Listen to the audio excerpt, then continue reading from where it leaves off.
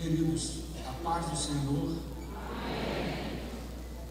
É uma honra estar pela primeira vez ministrando nesse culto de segunda-feira. Quero agradecer a Deus por essa oportunidade. Eu tenho um texto bíblico que gostaria de compartilhar com os irmãos, e eu gostaria que os irmãos abrissem as vossas Bíblias no livro de Êxodo. Livro de Êxodo, capítulo de número 3. Enquanto os irmãos procuram, eu gostaria de contar uma experiência. Eu vi aí o comercial do Acamp, a experiência que eu tive ano passado no Acamp.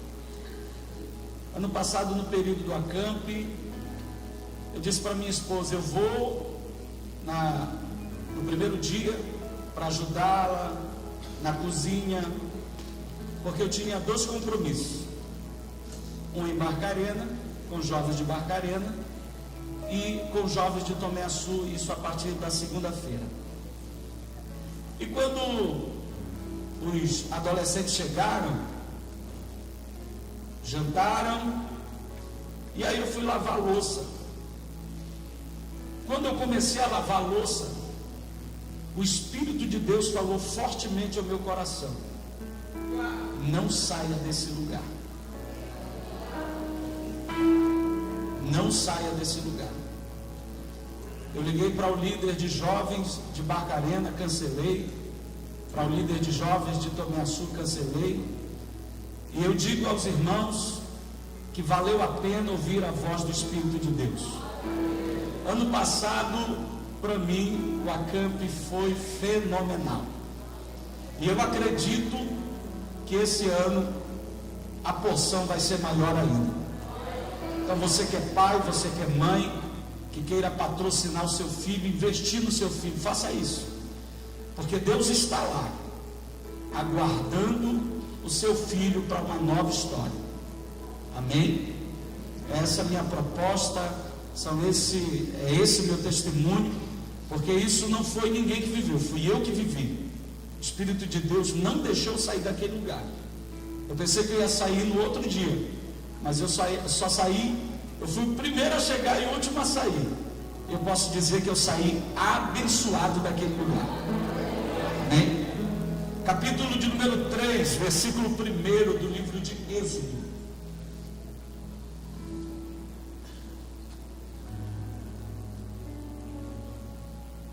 Versículo 1 diz: apacentava Moisés o rebanho de Jetro, seu sogro, sacerdote de Midian, e levando o rebanho ao lado ocidental do deserto, chegou ao monte de Deus, a Horebe.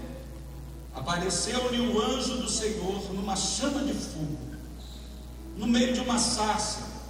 Moisés olhou, e eis que a sarça ardia no fogo, e a sarça não se consumia. Então disse consigo mesmo: me virarei para lá, e verei quão grande é esta visão. Porque a sarça não se queima? Vendo o Senhor que ele se voltava para ver, Deus do meio da sarça o chamou e disse: Moisés, Moisés. Ele respondeu: eis-me aqui. Deus continuou: não te achegues para cá, tira a sandália dos teus pés, porque o lugar em que tu estás é terra santa. Amém. Olhe para cá. Nós temos aqui um texto que fala sobre a primeira experiência de Moisés com Deus. O Moisés do capítulo de número 3, até então, segundo a palavra de Deus, era um Moisés, como a própria Bíblia diz, formado, preparado em todas as ciências da terra. A terra que ele vivia, o Egito.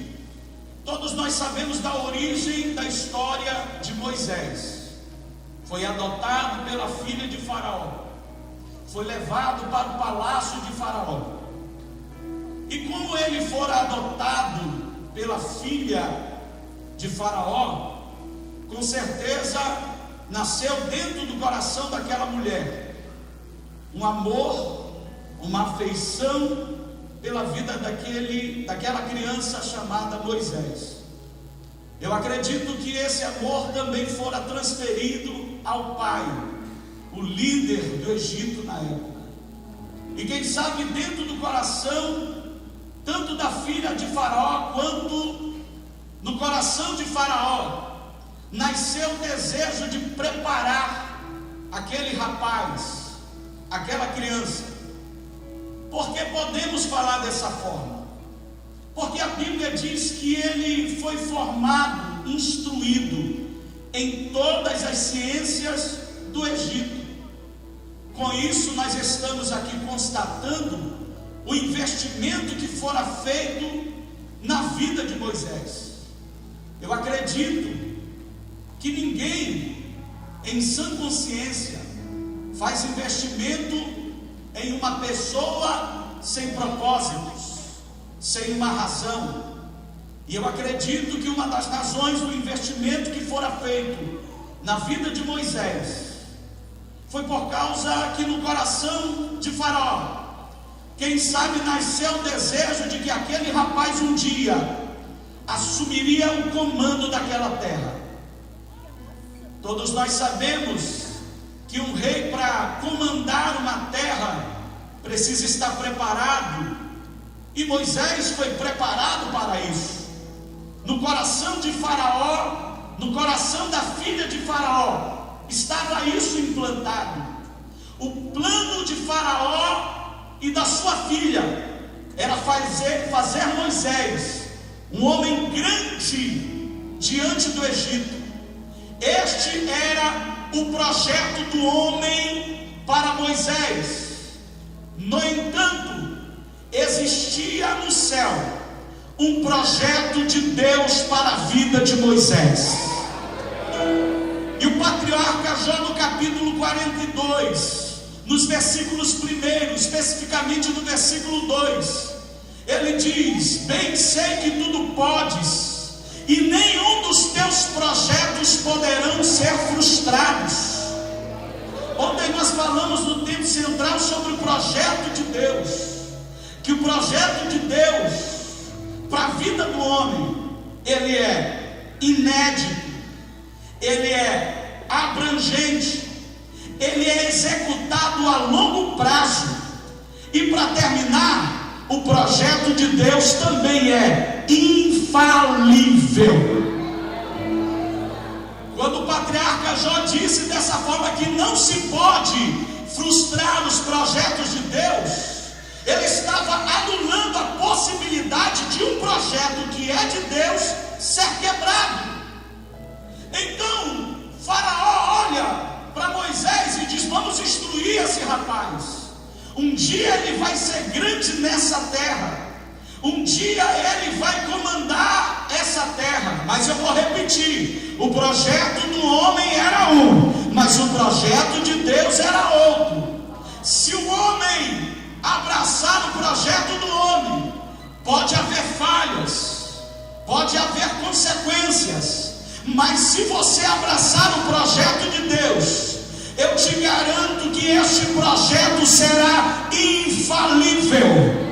Por quê, pastor? Porque este projeto terá a anuência de Deus. Tendo a anuência, a ciência de Deus em cima deste projeto, jamais esse projeto poderá falhar. Por quê, pastor? Porque Deus se responsabiliza em executar e fazer acontecer o projeto dele na tua vida.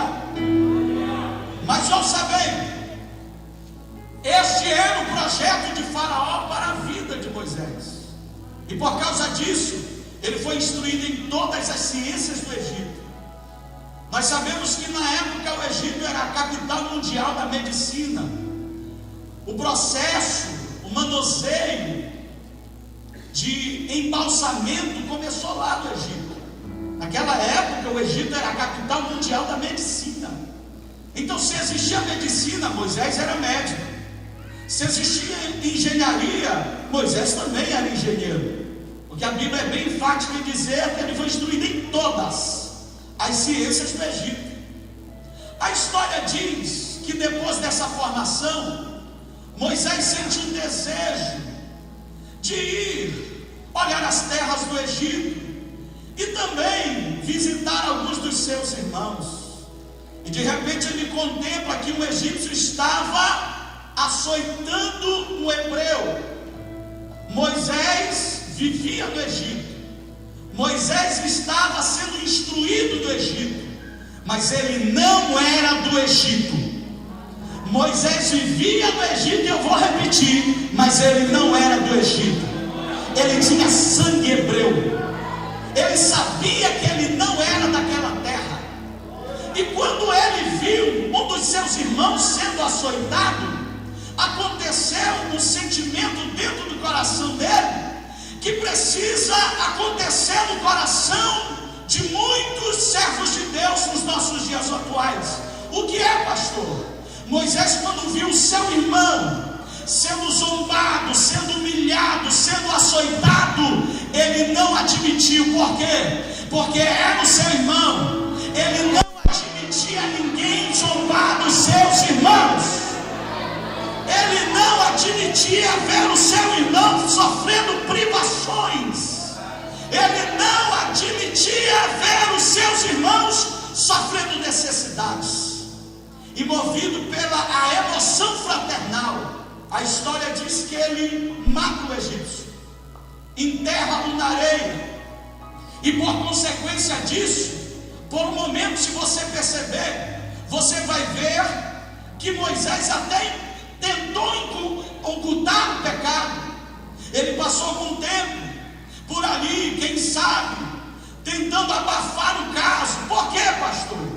Porque, vejamos, saiamos do campo teológico e vamos entrar no campo psicológico e analisar. Moisés estava formado, estava graduado, e no consciente de Moisés ele sabia que ele futuramente assumiria toda aquela terra. Então, com aquele assassinato, ele também sabia, tinha consciência que ele perderia tudo, aquilo que possivelmente já tinha sido implantado dentro do coração dele.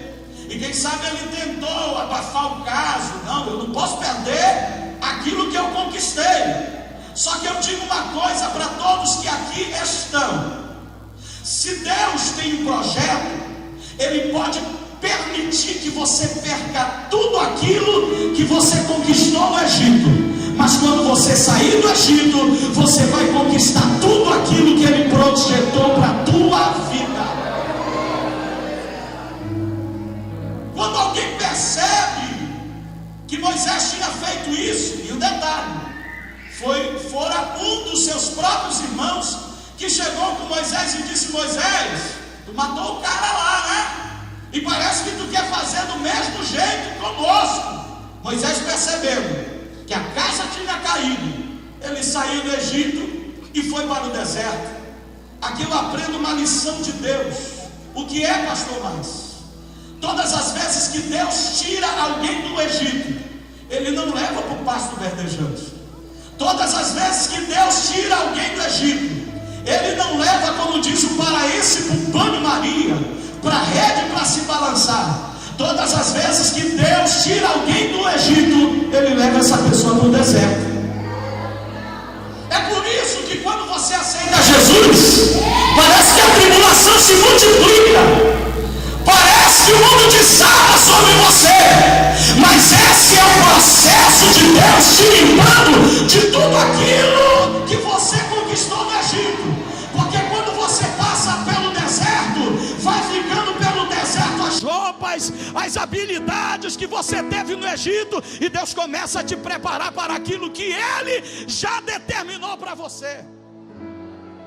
Você lembra que quando ele sai do Egito, ele entra onde? No deserto.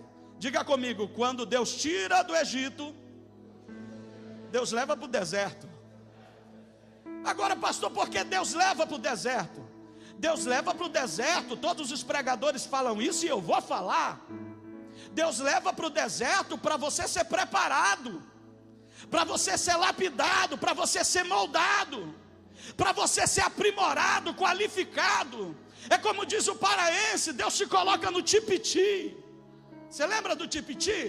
Quem aqui conhece o tipiti aqui? Coloca lá a mandioca mole, aperta, deixa alguns dias, vai saindo aquele caldo que é o tucupi, né? E eu me lembro que quando meu avô fazia, que eu sou de Monte Alegre, do Baixo Amazonas, quando meu avô fazia essa goma, tirava o tucupi, eu me lembro que aquela mandioca ali entrava no tipiti, totalmente amarelada, às vezes suja, mas aquele tucupi saía, quando ele tirava a goma saía branquinha, já saía preparada. Então é isso que Deus está fazendo com muita gente. Está apertando, está moldando, está lapidando, mas não te preocupa, que o deserto não mata ninguém. O deserto não mata ninguém, irmão. Porque é lá no deserto que Deus começa a tirar toda a rapina que veio do Egito. Quando ele sai do Egito, ele chega em um lugar onde as mulheres estão dando água para os seus animais, e de repente elas voltam muito cedo para casa, e o pai pergunta: ei, por que vocês voltaram cedo? Olha, porque um egípcio nos ajudou, por isso que nós chegamos cedo em casa, porque o egípcio nos ajudou. Eu pergunto, Moisés era hebreu ou era egípcio? Era hebreu. Agora, por que aquelas mulheres disseram que ele era egípcio? Porque ele estava vestido como um egípcio. E eu não vou entrar no mérito da questão, porque muita gente já entendeu. Quando chega em algum lugar, alguém te olha e diz: ali vai um crente, ali vai uma serva de Deus. Mas hoje em dia tem alguns lugares, não aqui em Coraci, porque aqui em Coraci só tem crente abençoado e santificado. Mas em alguns lugares que nós temos passado, nós temos visto algumas pessoas chegarem conosco, dizendo a paz do Senhor. Aí a gente olha, não sabe se é hebreu, se é egípcio. Por quê, pastor? Porque se veste como egípcio. E eu não vou entrar no mérito da questão, mas uma coisa eu quero que você entenda: o que Cristo quer que você transpareça é a presença dele na tua vida. Hoje à tarde nós fomos num banco de forma inusitada, e quando chegamos lá, eu, o pastor Leandro, minha esposa e alguns rapazes, tinha uma mulher no banco ali na Caixa Econômica, e nós não era o nosso direcionamento chegar lá. Mas de repente o rapaz liga: olha, está acontecendo uma situação, vem aqui me ajudar. A gente foi lá, de repente. Aí quando a gente sai, tem uma mulher sentada lá. Aí o pastor Leandro vai passando, ela chama o pastor Leandro e diz assim: vocês são crentes? Aí eu olhei o pastor Leandro, ele tem algumas tatuagens, né? Quando ele usa a camisa pequena, como diz, de manga, de meia, não sei como diz, aparece as tatuagens, mas ela disse: vocês são crentes, vocês são servos de Deus. E ele começou a conversar com a mulher. Depois ele nos chamou, dizendo que a mulher tinha dito: eu estou precisando de pastores para orar por mim, porque eu hoje sou uma mulher sem direção. Os que passavam lá, pastor Nixon, olhavam para ela e achavam que ela queria dinheiro. E sabe o que ela disse para mim, para minha esposa? Ela disse: pastor, eu não vim atrás de dinheiro, eu vim atrás de uma palavra de Deus. E Deus nos colocou naquele lugar. Agora eu pergunto, como é que ela percebeu que nós éramos crentes? Ela disse que sentiu que havia algo diferente em nós. O que era? Era a presença de Deus e a nacionalidade celestial, que aonde você passa as pessoas reconhecem e sabem que você é de Deus. Moisés passa pelo deserto. Aí de repente, irmão, Lá no deserto Deus começa a tirar tudo aquilo que ele veio trazendo do Egito. Vou repetir, porque no Egito Deus começa a tirar tudo aquilo que você, no deserto Deus começa a tirar tudo aquilo que você trouxe do Egito. Ele vai te qualificando, ele vai te moldando, ele vai te preparando. Agora tem gente que pensa que o deserto é ruim. Eu vou te provar que o deserto é bom, irmão. Porque quando ele sai do Egito com todas as patentes e ele entra no deserto, nada do que ele teve no Egito funcionou no deserto. Porque no deserto, meu irmão, não funciona patente. Eu já vi muita gente pós-graduada, gente que tem formação, que quando entra no deserto não sabe o que fazer. Sabe por quê? Porque a patente não prepara o homem para o deserto. O que prepara o homem no deserto é Deus. Então você pode ser o menor que esteja aqui nessa noite, mas se você tem a presença de Deus, você está qualificado para passar pelo deserto. E no deserto não vai matar você. O que é que o deserto me faz? Olha os benefícios que teve Moisés no deserto. Primeiro, ele saiu do Egito sem esposa. Chegou no deserto, casou. Sim ou não? Sim ou não, irmão? Saiu do Egito sem esposa, chegou no deserto, casou. E por consequência disso, ainda ganhou um sogro abençoado. Quem dá glória a Deus pelo seu sogro aí, meu irmão? Eita, teve gente que se benzeu, misericórdia. Ganhou uma esposa e ganhou o sogro. Aí o sogro abençoado, pensa no sogro abençoado, Jetro. Pega ele e dá: Moisés, está aqui umas ovelhinhas. Quem sabe Moisés poderia ter dito assim: mas eu sou pós-graduado, eu sou formado. Quem sabe, estou parafraseando. E Jetro poderia ter dito para ele: mas tuas patentes aqui não vai servir de nada. Aqui você tem que cuidar de ovelha. No deserto tem que cuidar de ovelha. Paradoxo, parece meio contraditório. Deserto cuidando de ovelha. Ovelha não é cuidada no pasto? É meio contraditório, mas eu vou te explicar. Ele dá as ovelhas para Moisés cuidar. Ele ganha uma esposa, ele ganha um sogro e ainda ganha ovelhas. Quando ele ganha ovelhas, ele começa a aprender a pastorear. Lá no Egito ele aprendeu medicina, arquitetura, engenharia. No deserto ele aprendeu a pastorear, cuidar de ovelhas. E aqui na tipologia bíblica, cuidar de ovelhas quer dizer cuidar de pessoas. Se você está passando pelo deserto, a proposta de Deus é te ensinar a cuidar de pessoas, cuidar de vidas. O deserto está moldando a tua vida para você cuidar de vidas. E quando ele começa a apacentar as ovelhas do seu sogro, ele começa a apacentá-las no deserto. Mas pastor, apacentar ovelha no deserto, que coisa estranha. É, irmão, eu fui estudar um pouquinho sobre ovelha. E existem ovelhas que são criadas no deserto, como a Bíblia está mostrando, está provando. E existem ovelhas que são criadas no pasto. Mas entenda bem, eu fui estudar um pouquinho, um livro sobre ovelhas.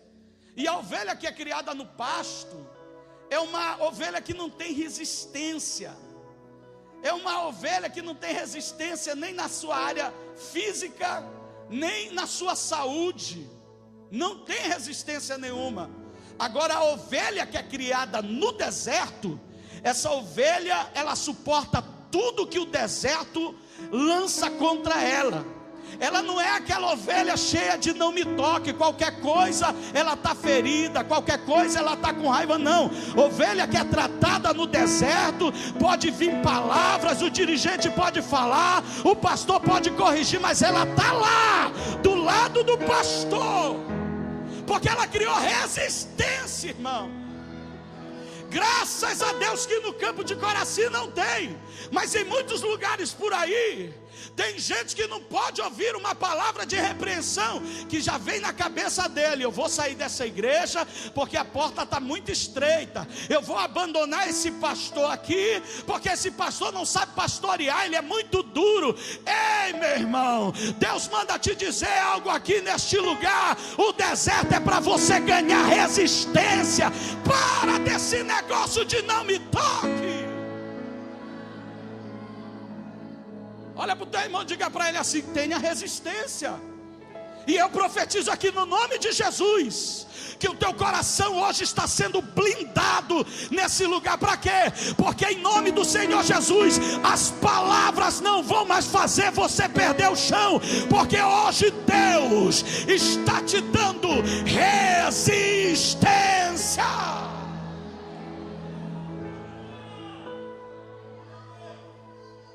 Estudando sobre ovelhas, eu achei algo interessante. Que as ovelhas, se você perceber, elas só andam juntas. Silvio, por favor, me auxilie. Somos duas ovelhinhas, um pouco gordinhas, preparadas para o abate. As ovelhas, segundo o estudo, aqui, bem aqui, não chega muito perto não.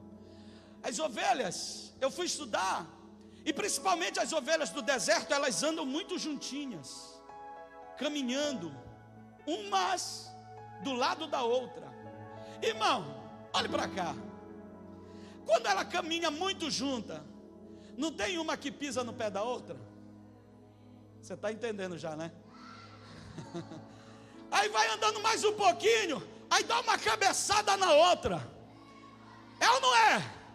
Pisa no calo da outra, mas elas nunca se separam. Meu Deus, eu estou me arrepiando com essa palavra. Aleluia. Elas nunca se separam. Por quê? Porque elas são ovelhas.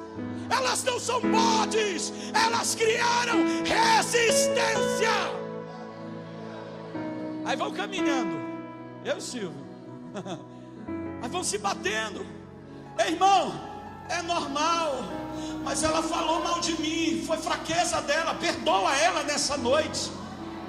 Não, mas ele disse que eu não tinha capacidade. É normal, porque esse é o processo de Deus na tua vida no deserto. Mas você é ovelha.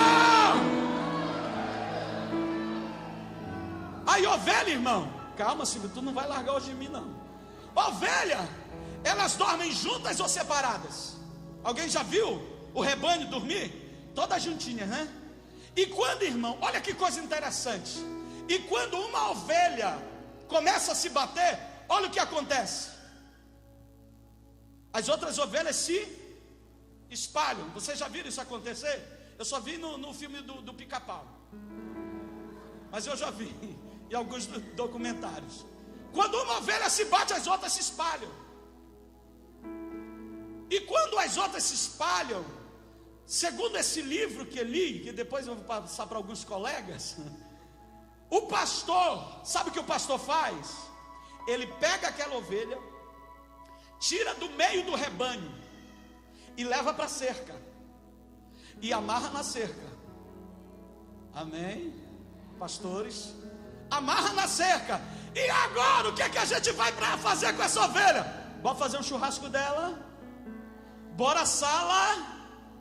Tem outros pastores que dizem: olha, a ovelha está gordinha, né? Pronta para o abate. Está dando muito problema no meio do rebanho. Bora batê-la, já está amarrada. É só meter a faca e matar essa ovelha. O livro diz: o ofício do pastor era o seguinte: os outros pastores até queriam comer a ovelhinha dele, mas ele dizia: não vamos matá-la. Por quê? Porque se ela espernegou, se ela pulou no meio do rebanho, é por quê, pastor? Porque ela está ferida. Aí sabe o que o pastor faz? Ele vai lá, ela está amarrada na cerca. Ele vai lá, em vez de passar a faca nela, ele vai, abre aqui a lã. Aonde está a ferida dessa ovelha? Ela espernegou, ela até entregou o cargo, ela até me desobedeceu, mas eu, como pastor, vou achar onde está a ferida dessa ovelha. E quando o pastor acha a ferida, ele pega e sara as feridas daquela ovelha. E aí, pastor, agora está pronta para o abate, porque não tem mais problema não. O que é que o pastor faz? Pega a ovelha e devolve ao convívio do rebanho. Diga comigo, eu sou ovelha. E se um dia eu espernegar, olha para o teu irmão, me entenda, porque eu estou ferido. Diga, mas eu continuo sendo ovelha. Aleluia. E Moisés tinha essas ovelhas. Eu dei só uma pausa aqui, mas eu vou continuar. Moisés tinha esses tipos de ovelha, e pegou essas ovelhas e foi apacentá-las no deserto para elas criarem resistência. Mas chegou o momento, irmão. Primeiro, Deus tirou Moisés do Egito e levou para o deserto. Vou repetir. As patentes que Moisés adquiriu no Egito não funcionaram no deserto. E quando ele chega até na região de Horebe, naquele momento, ele ainda era graduado, ele era um homem sábio, já tinha algumas habilidades com ovelha, mas até aquele momento, Moisés não tinha tido uma experiência sobrenatural com Deus. E quando ele passa em um local onde tem uma sarça ardendo em chama, ele caminha e olha para a sarça e vê que a sarça está pegando fogo. Ele caminha mais um pouquinho, olha de novo e vê que a sarça continua pegando fogo, mas com detalhe: a sarça, pelo período que ele caminha, não se desfragmenta, não se deteriora. A sarça continua intacta, mas o fogo estava lá, o fogo estava ardendo. E a Bíblia diz, irmão, que coisa interessante, que quando ele caminha mais um pouco, que ele olha e vê que a sarça que estava pegando fogo não se consumia. Olha que texto lindo. A Bíblia diz que Moisés, o escritor deste livro, ele disse assim, e ele disse dentro do coração: eu me virarei para lá e vou conhecer que mistério é esse. Pastor, o que ele estava dizendo? Ele estava dizendo: olha, lá no Egito eu nunca vi isso. Lá no Egito eu não vi isso acontecer. Então eu quero aprender. Moisés teve o sentimento que os crentes precisam ter. O que é? Esse negócio aqui eu não conheço. Esse negócio parece sobrenatural. Não, eu vou embora. Moisés disse: não, eu não vou embora. Eu não vou sair daqui enquanto eu não experimentar que negócio é esse aí. Eu me lembro que quando eu aceitei a Jesus, eu vi os crentes ardendo em fogo, até as criancinhas nos bancos das crianças, falando em línguas estranhas. Eu olhava para aquelas crianças, eu não conhecia aquele mistério, eu não sabia o que era aquilo. Eu ia para o círculo de oração e via as irmãzinhas profetizando, falando em línguas, Deus usando em revelação. E eu dizia: Deus, eu não conheço isso, mas eu não saio da tua casa sem antes experimentar que mistério é esse. Sabe qual é o problema? Que a sarça ainda continua ardendo nesta cidade, que a sarça ainda continua ardendo em Coraci. Mas tem muita gente, pastor Cleudionilson, que passa, olha para a sarça e não está nem aí. Não, eu vou embora. Esse negócio eu vejo em toda a igreja. Hoje as neopentecostais, eu vejo muito isso em cada esquina. Está acontecendo, meu irmão. Só que tem uma coisa: se o fogo que arde aqui dentro dessa igreja, esse fogo vai atrair todos aqueles que não têm experiência. Assim como Moisés não tinha experiência com Deus, tem muita gente que está precisando ter uma experiência sobrenatural com Deus. E sabe que Deus está te dizendo nessa noite? Ele está te dizendo hoje: eu estou te atraindo para a minha presença. Moisés olha e diz: eu vou conhecer esse negócio. Esse negócio parece bacana. Esse negócio é bom. Por que, Moisés, é bom? Sabe por quê? Porque eu vejo por aí as sarças pegando fogo e elas se desfragmentam, elas se deterioram. Essa aqui está resistente, essa aqui não está se desfragmentando. Então eu quero saber que negócio é esse aí. Aí quando ele é atraído, porque ele foi atraído pelo fogo que estava na sarça, sim ou não? Ele não foi atraído pela sarça, ele foi atraído pelo fogo que estava na sarça. Por quê, pastor? Porque o fogo que estava na sarça não consumia a sarça, e ele foi atraído. Quando ele é atraído para a sarça, ele diz: bom, eu quero conhecer, e se eu quero conhecer, o que é que eu devo fazer? Eu devo chegar mais perto, eu tenho que me aproximar. Quem era que estava ali na sarça, pastor? Era Deus que estava ali. Então se eu quero conhecer Deus, eu tenho que me aproximar, eu tenho que chegar mais perto. A Bíblia diz: chegai-vos a mim e eu me chegarei a vós. Então se quiser conhecer Deus, tem que se aproximar. Só que tem uma coisa, isso aqui fala de níveis de intimidade. Quando ele dá o primeiro passo, está tudo bem, ninguém fala, ele dá o segundo. Mas quando ele chega pertinho da sarça, a Bíblia diz que a voz de Deus ecoa do meio da sarça e diz: Moisés, não te aproxime para cá, até aí eu deixei você chegar, porque esse aqui é o nível de intimidade. Mas para você passar daí para cá, você tem que tirar a sandália dos teus pés. Pastor, o que Deus queria falar para Moisés nesse momento? Deus queria dizer para Moisés o seguinte: essas sandálias que estão nos teus pés está limitando algo que eu quero que tu conheça. O que é que Deus queria que Moisés conhecesse? A real temperatura do deserto. Eu pergunto à igreja: de sapato, eu conheço a real temperatura do solo que eu piso? Não. Eu tenho que tirar as sandálias do pé. Eu me lembro de uma amiga que todas as vezes que ela chega num lugar, ela tira o sapato, alguém diz: não, não tira não. Ela: não, eu gosto do friozinho da lajota, é a real temperatura que eu quero sentir aqui. Então Deus estava dizendo para Moisés: Moisés, tira as sandálias do teu pé, porque agora eu vou fazer você viver a realidade do que é o deserto, do que é a minha presença. E quando Moisés tira a sandália dos pés, que supostamente eram sandálias que eram úteis a ele na caminhada do deserto, ele fica desprovido de tudo aquilo que ele tinha para proteger o pé dele do deserto.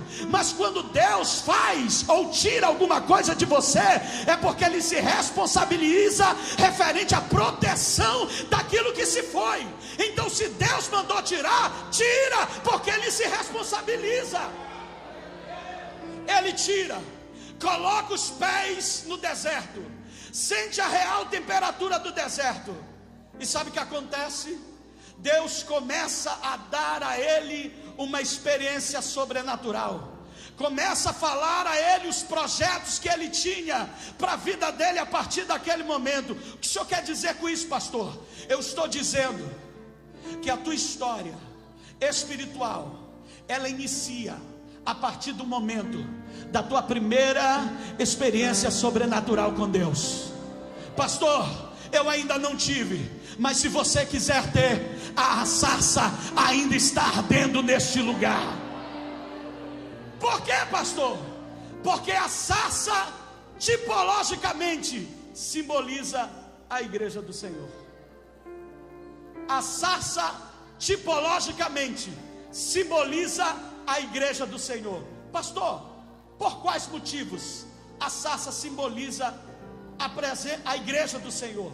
Primeiro, observe, Moisés não conhecia Deus, Moisés não tinha experiência com Deus. Moisés passa diante da sarça e a sarça estava pegando fogo. Eu só conheço uma instituição social que as pessoas dizem que ela pega fogo, que é a igreja do Senhor que está aqui nessa noite. Tem fogo aí, irmão? Ainda tem fogo aí, irmão? Ainda tem fogo aí? Porque o fogo que está na tua vida atrai aqueles que não têm experiência com Deus. Tem muita gente que pode passar na tua frente, mas se o fogo ainda arde sobre a tua vida, essas pessoas serão atraídas pela presença de Deus que está sobre a tua vida. Porque a sarça simboliza a igreja. Essa sarça era um arbusto da família das acácias, que produzia uma resina inflamável, que todas as vezes que ela entrava em contato com o sol, ela gerava a chamada combustão. Ou seja, a resina era provocada pelo movimento da seiva bruta e seiva elaborada, que gerava essa resina, que era inflamável. E quando entrava em contato com o sol, entrava no processo de combustão, pegava fogo. Mas essa resina, segundo os historiadores, ela vinha do interior daquela árvorezinha. A árvore era pequena, mas ela produzia resina, que todas as vezes que entrava em contato com o sol, dava uma explosão, dava fogo. Aí Deus está falando que tudo aquilo que sai como adoração de dentro dessa árvore chamada igreja, entra em contato com a presença do sol da justiça, e o fogo arde sobre este lugar. Se coloque de pé. Em terceiro lugar, sabe por que essa árvorezinha simboliza a igreja? Porque a Bíblia diz que quando Moisés passa, Deus fala do meio da sarça. Como assim, pastor? Eu vou na prefeitura, eu vou no cemitério, eu vou até nos terreiros de Umbanda, eu vou em qualquer lugar, mas eu não ouço Deus falar lá. Mas quando eu venho na igreja, Deus ainda fala no meio da sua igreja. A Bíblia diz: e Deus bradou a Moisés do meio da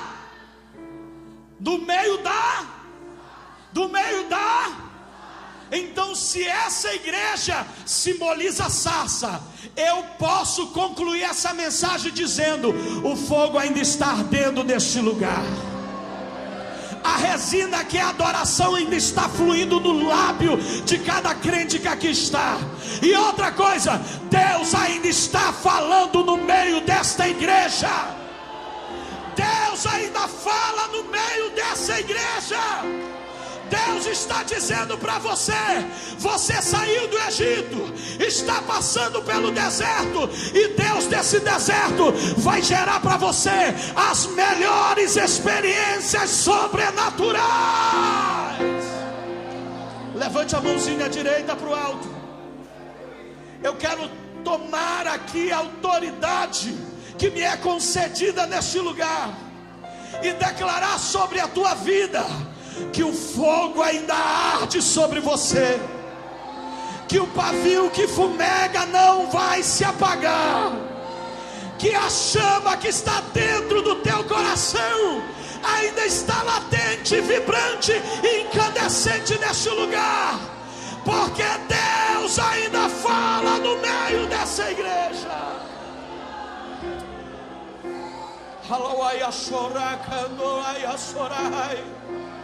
Eu sinto a unção de Deus aqui neste lugar, e Deus está dizendo para você aqui: você só precisa se aproximar mais um pouquinho, você só precisa se achegar mais um pouquinho. Por quê, pastor? Porque a partir dessa experiência é Deus que vai comandar o teu ministério, é Deus que vai comandar a tua vida. Não são as tuas patentes, não são o teu intelecto, não é a tua sabedoria, é a presença de Deus que vai conduzir a tua vida a partir dessa experiência. Eu quero nesse momento perguntar se existe alguém que está neste lugar, que há tanto tempo tem orado e tem dito para Deus: Deus, eu preciso de uma experiência, eu preciso de uma experiência sobrenatural. Tem gente que há muito tempo busca o batismo no Espírito Santo e ainda não conseguiu. Deus pode te batizar hoje aqui. A sarça ainda está ardendo nesse lugar, e Deus pode te batizar hoje aqui nesse lugar. Eu vejo testemunhos de pessoas, até pregadores que já pregaram aqui, dizendo que a vida de pessoas que foram queimados pela presença do Espírito Santo foi uma vida que mudou praticamente da água para o vinho. Sabe por quê? Porque quando a presença de Deus desce sobre a vida de um homem, sobre a vida de uma mulher, essa vida não continua a mesma vida. Se você quiser, saia daí do seu lugar e venha aqui à frente, e nós vamos orar por você. Pastor, eu preciso receber uma experiência com Deus. Saia do seu lugar e venha aqui agora.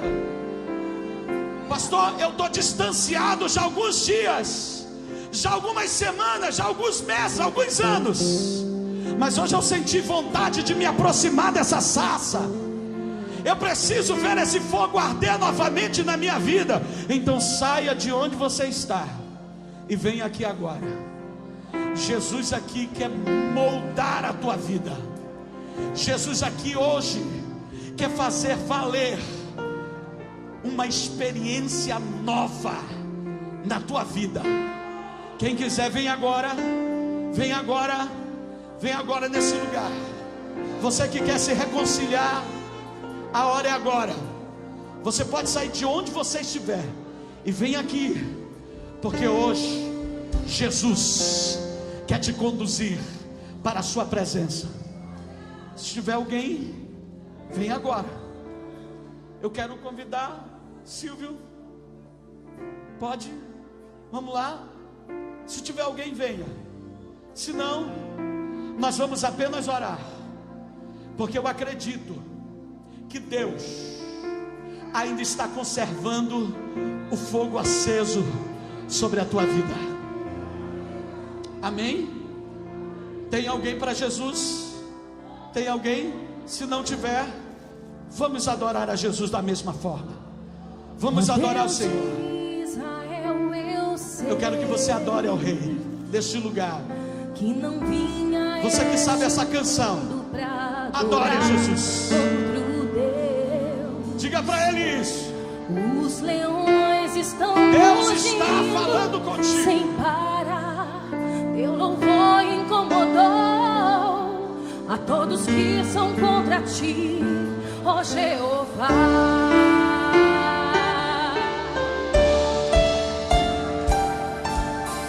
Nada pode intercalar o louvor do meu coração. Dos manjares eu abro mão, os palácios não quero não. Eis-me aqui como Daniel, com os olhos focados no céu, com risco de morrer. Hoje o que me importa é lhe obedecer. Senhor, não vou dividir a minha adoração. Exclusivo é o meu coração. Vivo só pra Não limite a ti. presença. Não abro mão do céu. Não limite a Até presença. diante da morte, prefiro ser fiel.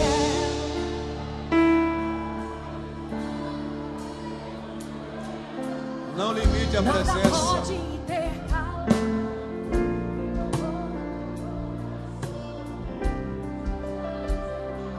Se você acredita que Jesus ele é batizado com o Espírito Santo, vem.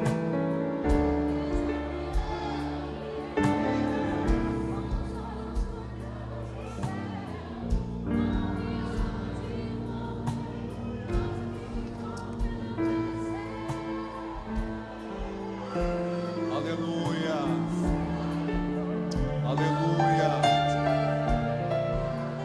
Aleluia. Venha renovar a aliança com Jesus nesta noite. Eu vivo só pra ti. Saia do Egito e venha para o deserto.